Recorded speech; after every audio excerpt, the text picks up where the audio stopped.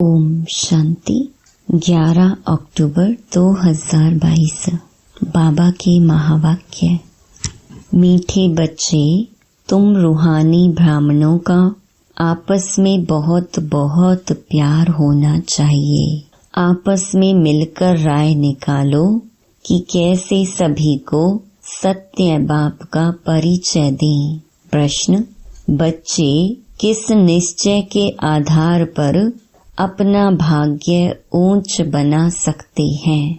उत्तर: पहले जब बुद्धि में यह निश्चय बैठे कि यहाँ पढ़ाने वाला स्वयं परमात्मा है, उनसे ही हमें सौभाग्य लेना है, तब पढ़ाई रोज पढ़ें और अपना सौभाग्य ऊंचा बना सकें। बाप की श्रीमत है कि बच्चे, तुम्हें किसी भी हालत में रोज पढ़ना है। अगर क्लास में नहीं आ सकते हो तो भी घर में मुरली पढ़ो। गीत: तू प्यार का सागर है। ओम शांति। आत्माएं अर्थात बच्चे जान गए हैं कि हम आत्मा बिंदी मिसल हैं। एक स्टार मुहाफिक है, लेकिन जो आत्मा है वह सेल्फ के बाप को कैसे रियलाइज करे? दुनिया में कोई भी न अपने को न बाप को जानते हैं। तुम जानते हो हम आत्मा बिंदी हैं। कितनी छोटी है, बाप भी इतना छोटा है। आत्मा से परमात्मा बाप कोई बड़ा नहीं है। शरीर तो छोटा बड़ा होता है। अब तुम शिव बाबा की याद में बैठे हो। भल कोई यह भी जान जाए कि आत्मा छोटी बिंदी है, परंतु उसमें 84 जन्मों का पार्ट है। वंडर है ना? जब तक आत्मा शरीर का आधार ना लेवे तब तक पार्ट बजा ना सके। वैसे परमात्मा भी हम आत्मा के मुहाफिक छोटा है, परंतु बाप क्यों कहा जाता है? क्योंकि वह सदा पावन है। वह परमात्मा को ना जानते भी उनको बाप कहते हैं। जैसे तुम समझ से याद करते हो, वैसे वह भी याद करते हैं। इतने जो भगत हैं, सबका भगवान एक है। जिसको पतित पावन कहा जाता है, तो पतित हैं अनेक और पतित पावन है एक। साधु संत महात्मा भी बुलाते हैं, उनको गॉड फादर कहते हैं। तो सबका फादर ठहराना। फादर को पतित से पावन बनाने आना पड़ता है। पावन बनने का उपाय वही बताते हैं, क्योंकि आत्मा पर पापों का बोझा चढ़ा हुआ है। हम सिर्फ लिख दें कि बी होली, परंतु ऐसे स्लोगन लगाने से कोई फायदा नहीं, क्योंकि बाहर वाले तो समझ ना सके। बाकी तुमको तो समझाया हुआ है, तुमको स्लोगन की क्या दरकार है? इसका अर्थ है पवित्र बनो, बाबा को याद करो। बाकी तुमको तो समझाया हुआ है, तुमको स्लोगन की क्या दरकार है? इसका अर्थ है पवित्र बनो, बाबा को याद करो। जब तक किसको समझाया नहीं जाए तब तक कुछ समझ ना सके। योग में रहने से पवित्र बन सकते हैं। कहते हैं हिज होलीनेस। यह पवित्रता का टाइटल है। सन्यासियों को होली कहते हैं क्योंकि विकार में नहीं जाते हैं। भल वह पवित्र रहते हैं, ब्रह्म को याद करते हैं, परंतु जन्म विकारियों के पास लेना पड़ता है। तुमको तो कहा जाता है पवित्र रहो और शिव बाबा को याद करो। सन्यासी अपने को कर्म सन्यासी कहलाते हैं, परंतु कर्म का सन्यास होता नहीं। कर्म सन्यास तब हो जब देह न हो।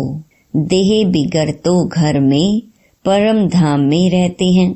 यहाँ कर्म का संन्यास कैसे हो सकता है? यह कहना भी झूठ है। वह कहते जो गृहस्थी कर्म करते वह हम नहीं करते। गृहस्थियों का कर्म तो बहुत है, यज्ञ तप तीर्थ आदि करते हैं, वह सन्यासी भी करते हैं। बाकी फर्क सिर्फ यह है कि वह कमाई कर खाना घर में पकाते हैं, सन्यासी यह नहीं करते हैं। वह मांग कर खाते हैं क्योंकि उनका हठ योग है। हठ योग से परमात्मा से मिल नहीं सकते। जब बाप आए तब तो उनसे कोई मिल सके, और जब तक बाप ना आए तब तक पावन दुनिया की स्थापना भी हो न सके। कितना समझाते हैं फिर भी समझते नहीं हैं। बच्चे समाचार लिखते हैं, इतने इतने आए। अब देखें कौन कौन अपना सौभाग्य लेते हैं। आते बहुत हैं, परंतु बुद्धि में यह नहीं बैठता कि इन्हें पढ़ाने वाला परम पिता परमात्मा है। हमको उनसे सौभाग्य लेना है। बाप रजिस्टर भी देखते हैं। कोई मास में 8-10 दिन भी आते हैं, कोई नहीं भी आते हैं तो वह नहीं लिखते। अगर कोई नहीं आता है तो वह मुरली पढ़ता है व नहीं। किसी भी हालत में रोज पढ़ना पड़े। जैसे जप साहिब सुखमनी छोटे छोटे बनाते हैं, समझते हैं कैसे भी पढ़ सके। तुम समझते हो उस पढ़ने से क्या प्राप्ति होगी? कुछ नहीं। करके थोड़े समय के लिए बुद्धि ठीक होगी, परंतु बाप से कोई मिल न सके और फिर विकारों में फंस जाते हैं, तो फिर उनसे कोई प्राप्ति नहीं। कहते हैं विनाश काले विपरीत बुद्धि। बरोबर अब विनाश का समय है और कोई भी परमात्मा को नहीं जानते। कहते भी हैं हम रचता और रचना के आदि मध्य अंत को नहीं जानते हैं, परंतु ड्रामा के आदि मध्य अंत को जानना चाहिए ना। बाप समझाते हैं सतयुग है आदि, कलयुग है अंत। तो तीनों काल तीनों लोकों को समझना है। 3 लोक हैं, स्थूल वतन, सूक्ष्म वतन, मूल वतन। कहते हैं शास्त्र अनादि है, परंतु बाप समझाते हैं जब से रावण राज्य शुरू होता है तब से शास्त्र भी शुरू होते हैं। तो द्वापर युग मध्य हो गया।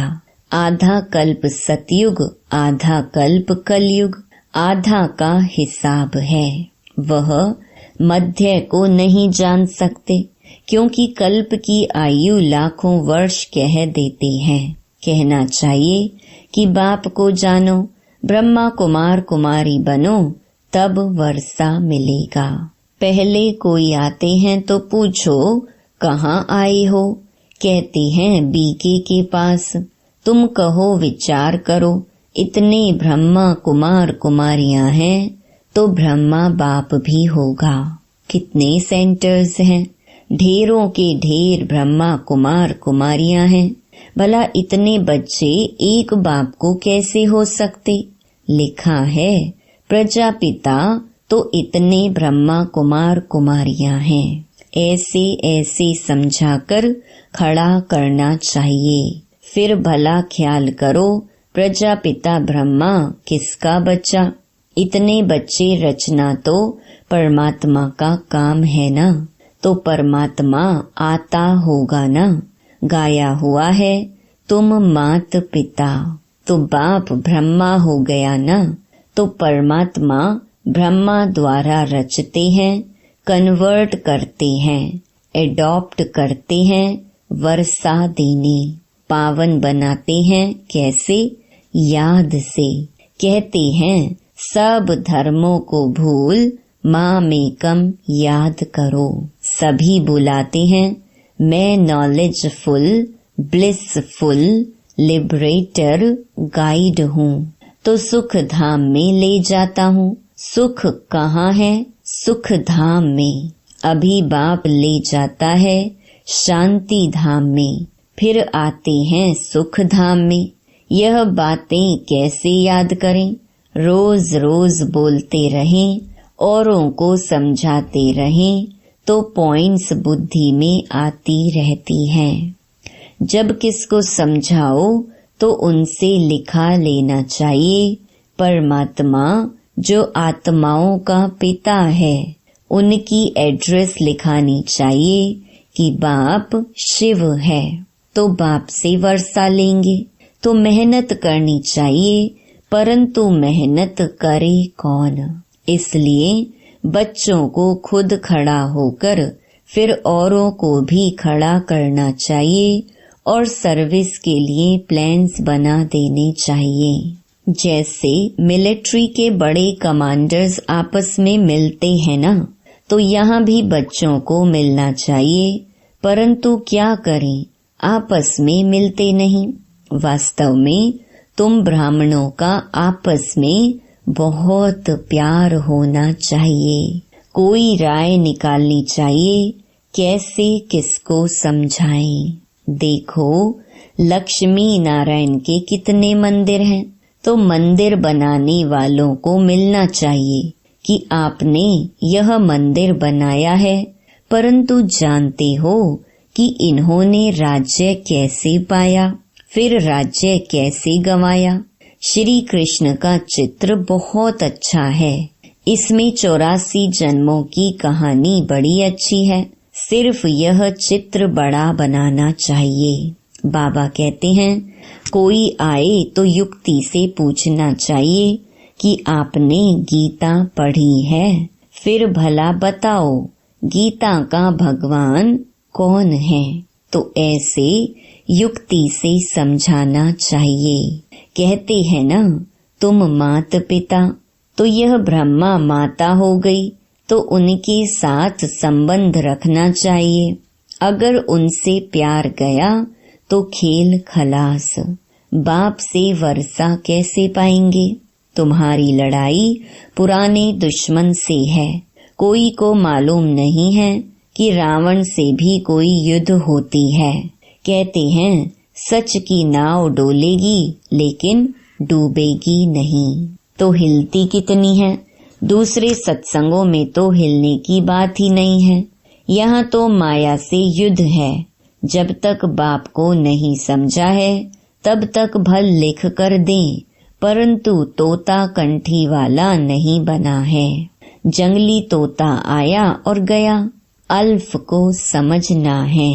ऐसे प्रजा तो ढेर है, बाकी राजाई के लिए कोई खड़ा नहीं होता है। बत्ती पर फिदा हो जाए सो बड़ा मुश्किल होता है। अच्छा, मीठे मीठे सिकिलधे बच्चों प्रति मात पिता बाप दादा का याद प्यार और गुड मॉर्निंग। रूहानी बाप की रूहानी बच्चों को नमस्ते। रात्रि क्लास। तुम बच्चों को बाप का डायरेक्शन मिला हुआ है कि बच्चे बाप को याद करो। बच्चे कहते हैं बाबा फुर्सत नहीं मिलती है। अब फुर्सत कहाँ चली जाती है? जरूर माया तुम्हारा समय ले लेती है। माया भी जबरदस्त तीखी है जो तुमको बाप को याद करने की फुर्सत नहीं देती। तब तो कहते हो बाबा सारे दिन में आधा घंटा 20 मिनट याद में रहें। कोई मुश्किल ही सारे दिन में 2 घंटा बाप को याद करते होंगे। जो समझते हैं हम 2 घंटा याद करते हैं वह हाथ उठाओ। वह स्थूल याद, पुरानी याद तो चलती आती है। यह तो है इनकॉर्पोरियल। इनको अपना आँख कान तो है नहीं। बच्चों को कहते हैं माँ मेकम याद करो, अपने को आत्मा समझो। तो बाबा पूछ रहे हैं कि कितना घंटा याद में रहते हो। बच्चे खेलने जाते हैं तो टीचर को याद करते हैं। घर में पढ़ते हैं तो भी टीचर याद रहता है, तो वह है स्थूल याद। इसमें है थोड़ी डिफिकल्टी, तो बाबा पूछते हैं कि अपने को आत्मा समझ बाप को 2 घंटा जो याद कर सकते हैं वह हाथ उठाओ। लज्जा नहीं करो, एक्यूरेट बताओ। तुम यहाँ बैठते हो, बाबा मुरली चलाते हैं तो बुद्धि दूसरे तरफ चली जाती है ना। इतना बुद्धि में धारण भी नहीं होता है। जैसे यहाँ सुबह में 1 घंटा बाबा समझाते हैं, तो क्या वह 1 घंटा बाबा को याद करते हो या बुद्धि बाहर में चली जाती है? बरोबर नंबरवार पुरुषार्थ अनुसार बुद्धि कहाँ न कहाँ चली जाती है। सारा नहीं सुनते हैं। अगर सारा बैठ करके सुने और नोट करते रहें तो बाबा कहेगा हाँ इनका योग ठीक है।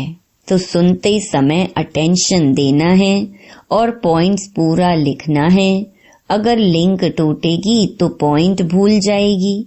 बाप समझाते हैं बच्चे, हार्ट फेल का मौत बड़ा मीठा मौत है। इसमें मेरा तेरा फेरा कुछ भी नहीं है। बैठे बैठे यह गिरा, बेहोश हुआ, खलास, बस फिर होश में आए ही नहीं। यह बहुत अच्छा मौत है। बाकी मनुष्य तो रोते पीटते हैं और तुम तो खुश होंगे, अरे वाह इनका मौत बड़ा सहज हुआ, इनको कोई दुख नहीं हुआ। अगर मौत हो तो ऐसा हो, नहीं तो दवा नर्स यह वह बहुत होते हैं ना। इसलिए जो बैठे बैठे अपनी इस पुरानी जूती को छोड़ दे, कर्मातीत अवस्था हो, ऐसे ही शरीर छोड़े तो वो सबसे अच्छा है। तुम आगे चल करके देखेंगे अनायास बॉम्ब्स छूटेंगे और सब बैठे बैठे चले जाएंगे। चेहरा भी हर्षित होगा। जैसे कभी कभी अच्छी मौत होती है तो देखने वाले कहते हैं कि यह तो जैसे जागता है, यह तो हर्षित है। ऐसे तो कोई कह नहीं सकेंगे कि यह मर गया है। आत्मा हर्षित होके जाती है ना, तो आत्मा में अगर हर्षितपना होगा तो चेहरे पर बाहर से दिखाई तो पड़ेगा ना। आत्मा कोई खत्म तो नहीं होती है। आत्मा शरीर छोड़ती है तो बड़ी खुशी से यह शरीर हंसते हुए छोड़ देगी। इसको कहा जाता है कर्मातीत अवस्था। वही इतना ऊंच गाए जाते हैं। तुम बच्चों को ऐसे ही जाना है। शरीर की कोई परवाह ही नहीं है और दूसरी कोई चीज याद नहीं आवे, इसको कहेंगे सबसे मीठा। आपे ही शरीर छोड़ना। इसलिए सर्प का मिसाल भी देते हैं। सतयुग में ऐसे होता है जो खुशी से शरीर छोड़ते हैं। तो प्रैक्टिस यहाँ से होगी, पीछे वह प्रैक्टिस चलती रहेगी। तुम बच्चे बाप को कितना प्यार से याद करते हो। अंग्रेजी में कहा जाता है मोस्ट बिलवेड, परम प्रिय, बहुत मीठा। लोगों को तो परम प्रिय मोस्ट बिलवेड कह नहीं सकते। बाप कहते हैं बच्चे मैं तुम्हारा बाप भी हूँ, टीचर भी हूँ, गुरु भी हूँ। तुम कभी टीचर को भूलो तो बाप को याद कर सकते हो। बाबा गाइड है। गाइड को पंडा भी कहा जाता है। वह दुख से लिबरेट करने वाला, शांति धाम में ले जाने वाला है। उसके पीछे है सुख धाम। तो तुमको यह ज्ञान घास मिलता है, फिर इसको विचार सागर मंथन करते रहो। जैसे गाय का मुख चलता रहता है, तुम्हारा मुख तो चलने की दरकार नहीं है। बाकी अंदर में सब कुछ याद करना है। जैसे तुम हो ऐसे हम हैं। हमको तो और भी कम घंटे मिलते हैं, क्योंकि हमारा बुद्धि योग बाहर में बहुत जाता है। कभी कोई की चिट्ठी आई, फलाने की खिटपिट है, यह है वह है, तो सारा दिन उस तरफ बुद्धि जाती है। परंतु शायद बच्चों से जास्ती बाबा को सहज है, क्योंकि बगल में साथ में रहता है। जब बाबा भोजन खाने के लिए बैठते हैं तो सोचते हैं, अच्छा मैं बाबा को याद करता हूँ। 2-3 मिनट याद रहती है, फिर भूल जाता हूँ। याद हवा मुहाफिक उड़ जाती है। बच्चे ट्राई करके देखो, सहज होते भी याद में टाइम तो लगता है ना।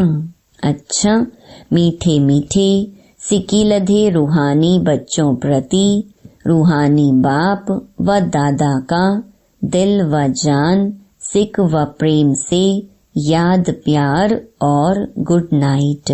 मीठे मीठे सिकीलधे रूहानी बच्चों प्रति रूहानी बाप की नमस्ते।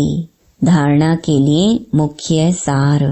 पहला, आपस में बहुत प्यार से रहना है।